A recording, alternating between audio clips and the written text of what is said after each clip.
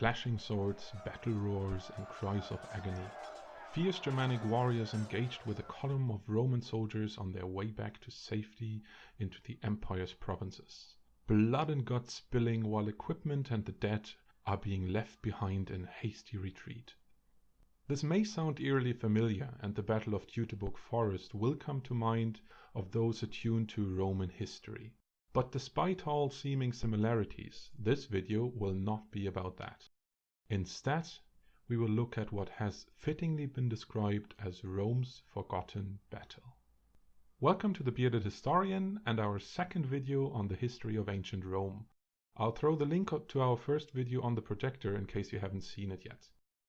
Today's episode will take us to the very north of what is now Germany and the site of a battle long thought impossible by historians of our time.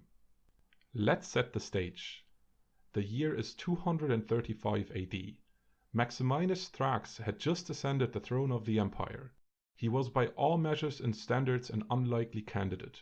Born and raised as a commoner in the remote province of Thrace, he had joined the Roman legions at a young age, and only with the favor of influential people on his side eventually rose all the way to the rank of legion commander.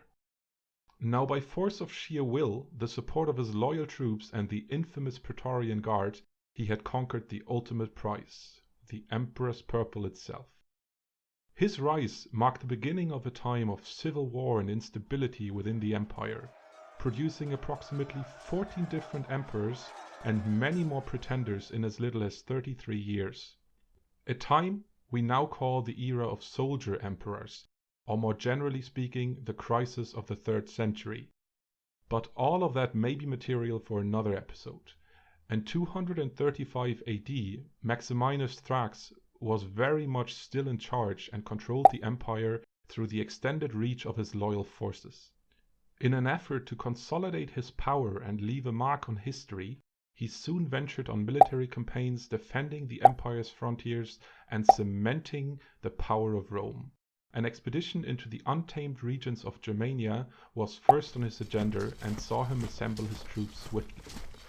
This was a logical step for Maximinus to take, as just 2 years earlier, in 233 AD, Germanic tribes had pillaged and plundered the Roman border territories, an act of defiance that Rome could not let go unpunished.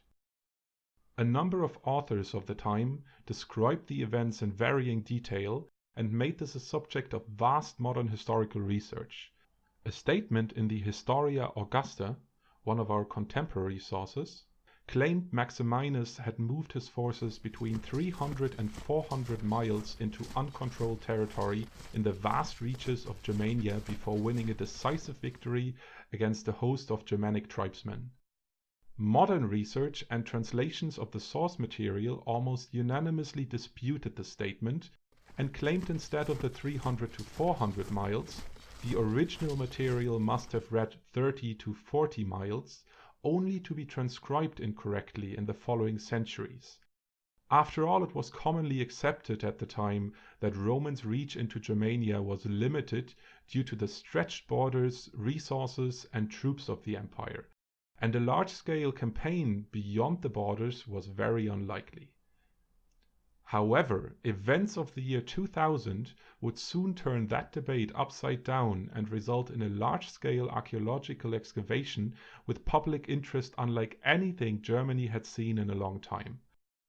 Following local rumors of a long-lost medieval castle, 2 hobby archaeologists grabbed their metal detectors and started exploring the Harzhorn, a small hill in rural northern Germany. As they hadn't previously requested an official permit, their actions were strictly speaking illegal, and so their findings were long lost to the public. And findings they made. Among various metal items, they found nails, a horseshoe, and projectile points all over the area. They mistakenly classified the items as medieval, and it would take another 8 years before posting the pictures online actually led them to understand that what they had stumbled across was much more spectacular indeed. On a related discussion board, it was suggested that at least one of the items was clearly Roman in origin, And with that information, our hobby archaeologists thankfully felt compelled to do the right thing. They notified their local district archaeologists Petra Lönne.